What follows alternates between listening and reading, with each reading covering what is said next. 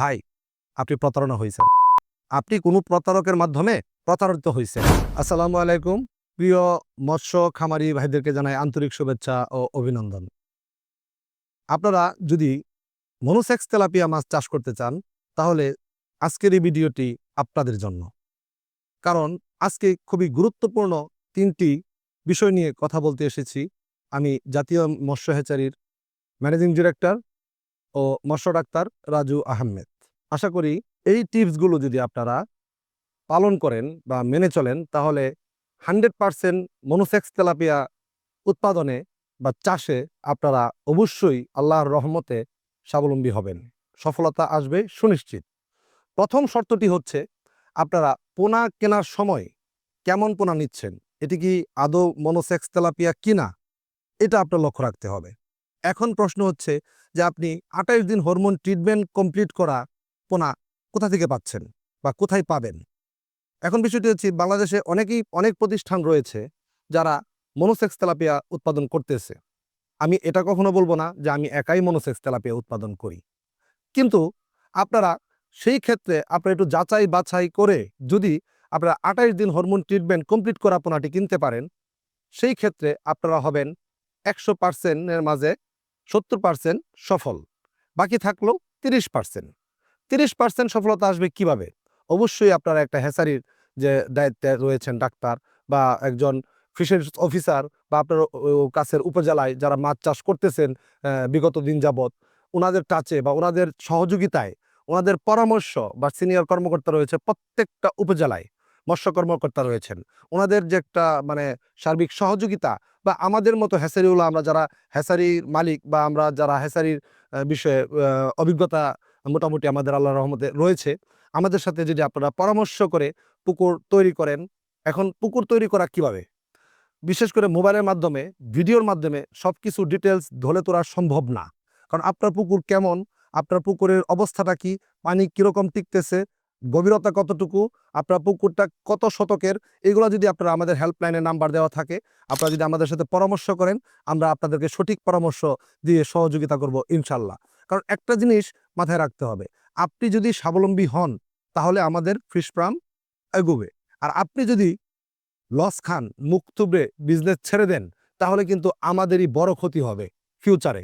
আর আজকে যদি আপনার সফলতার গল্প আপনার এলাকার মানুষ বা আশপাশের মানুষ আপনার আত্মীয় স্বজনের ভিতরে চলে যায়, তখন কিন্তু আমাদেরই একটা সুনাম বয়ে আনবে আপনার মাধ্যমে। আর আমরা সবসময় চেষ্টা করব আপনার মাধ্যমে আমাদের কোম্পানির সুনামটা বহাল রাখার জন্য। দ্বিতীয় বিষয়টি হচ্ছে আপনার পুকুর ব্যবস্থাপনা, যে আপনি পুকুর যে ব্যবস্থাপনাটা করবেন কিভাবে করবেন। এখন আপনার পুকুরে পানি রয়েছে বা অন্য মাছ রয়েছে, সেই ক্ষেত্রে আমি বলবো অবশ্যই আপনার অন্য বেশি মাছ না থাকলে, কম মাছ যদি থেকে থাকে, ছোট আকারের মাছ থেকে থাকলে সমস্যা নেই। কিন্তু আপনাদের পুকুরে যদি বেশি পরিমাণে মাছ থাকে, সেখানে তো আপনি মনোসেক্স তেলাপিয়া মাছ দিতে পারবেন না। আর বিষয়টা হচ্ছে যে আপনার পুকুর পরিস্থিতি সবচেয়ে ভালো হয় আপনি পুকুরটা পানিটা সিঁচে ফেলবেন, তারপর যে কাদাটা থাকবে নিচে পুকুরের, ওই কাদার মাঝে আপনি প্রতি শতকে 200 গ্রাম চুন, 100 গ্রাম টিএসপি, 100 গ্রাম লবণ দিবেন। কোনো ধরনের ইউরিয়া সার দেওয়ার প্রয়োজন নেই। অনেকেই কিন্তু বলতেছে ইউরিয়া সার দিবেন।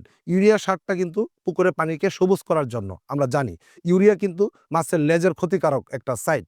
ইউরিয়া সারটা দিবেন না, আপনি যদি টিএসপি সারটা দেন তাহলেই পুকুরের পানি সবুজ হবে। এবং আপনার যদি এলাকায় চিটাগুড় থাকে, লালি, আমরা এক এক অঞ্চলে এক এক ধরনের ভাষা বলে থাকি, তো লালি, চিটাগুড়, কেউ বলে চিটাগুড়, ওই চিটাগুড় দিবেন বা সরিষার খোল, এগুলো আপনি মাছ ছাড়ার 1-2 দিন আগে দিবেন। আর মাছ ছাড়ার আগে একটা সুমিথিয়ন পোকানাশক একটা ওষুধ রয়েছে, কীটনাশক, এটা যদি 100 মিলি আপনি 1 বিঘা জমিনের জন্য 100 মিলি, মানে 33 শতকের জন্য 100 মিলি, বা বেশি হলেও সমস্যা নাই, কম হলেও সমস্যা নাই, মাছ ছাড়ার 1 দিন আগে যদি দিয়ে নিতে পারেন, তাহলে সেটার জন্য অবশ্যই আপনার মাছের ব্যবসাতে অনেক ভালো হবে, পুকুর রেডি হবে ইনশাল্লাহ।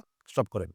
আমরা ইতিপূর্বে ইদানিং সময় অনেক বিষয় লক্ষ্য করতেছি যে আপনার অনেক মানুষ, অনেক গ্রাহক, অনেক খামারি ভাইয়েরা আমাদেরকে হেল্পলাইনে ফোন দিয়ে জানাচ্ছে যে ভাই আমাদের মাছে তো ডিম দিয়ে দিছে, ভাই আমাদের মাছ তো গ্রোথ হচ্ছে না, আমাদের মাছ তো 7 মান্থ 8 মান্থ হয়ে যাচ্ছে, তারপরও 2টাতে কেজি আসতেছে না। তো আমি তাদের উদ্দেশ্যে একটা কথা বলবো, ভাই আপনি প্রতারণা হয়েছেন, আপনি কোনো প্রতারকের মাধ্যমে প্রতারিত হয়েছেন।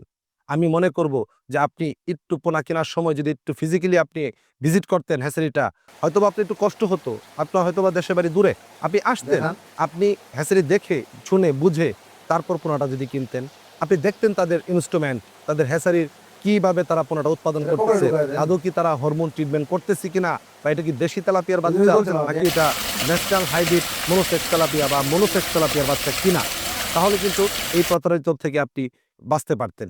আর আমাদের মাছের যে একটা বিষয়, 4 মাসে এটা কিন্তু 2-3 কেজি চলে আসে। আর আমাদের তেলাপিয়ার সর্বোত্তম বৈশিষ্ট্য হচ্ছে যে আমাদের তেলাপিয়া যে কোনো ধরনের সম্পূরক খাবার সে গ্রহণ করে এবং 100% না, 99% রোগ মুক্ত এবং এটাতে ফাঙ্গাস এবং ভাইরাস মুক্ত একটি মাছ। তেলাপিয়ার সাথে আপনি অন্য মাছ চাষ করতে পারেন, যেমন শিং রয়েছে, গুলশা রয়েছে, ট্যাংরা রয়েছে, এরা হচ্ছে নিচের স্তরের মাছ। তেলাপিয়া হচ্ছে আমরা জানি পুকুরের মধ্যম এবং উপরের স্তরের মাছ। তো ওই শিং, গুলশা, ট্যাংরা, পাবো এগুলো আপনি মিশ্র হিসেবে দিতে পারেন, কিন্তু আপনার কম্বলচারী হবে আপনার তেলাপিয়া, আর অপশনাল হবে ওই সকল মাছ। কারণ তেলাপিয়ার সামনে ওরা খাবারের কোনো প্রয়োজন হবে না, কারণ তেলাপিয়া খাবার গ্রহণ করবে আর তেলাপিয়া মলত্যাগ করবে, ওরা নিচে বসে সেই মল খাবে, আর সেই মল খেয়ে আপনার পুকুর থাকবে গ্যাস মুক্ত, আর ওই মাছ থেকে ওই মাছটা বড় হবে। ওই শিং, গুলশা বা যেটাই আপনি দেন তেলাপিয়ার নিচে মিশ্র চাষে, তখন ওইগুলোর থেকে বিক্রি করে আপনি আলাদা একটা টাকা আপনার ইনকাম হবে।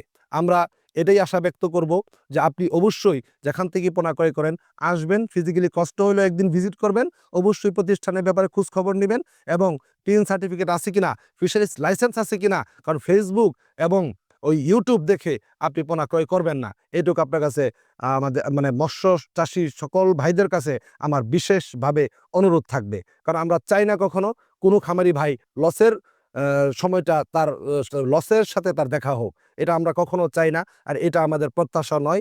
আর আপনাদের শুভকামনা এবং আপনাদের ভালোবাসা এবং আপনাদের সুস্থতা এবং আপনাদের মাছের বিজনেসটা যাতে আপনারা স্বাবলম্বী হতে পারেন, সেই আশা ব্যক্ত করে আজকের মতো এখানেই বিদায় নিচ্ছি।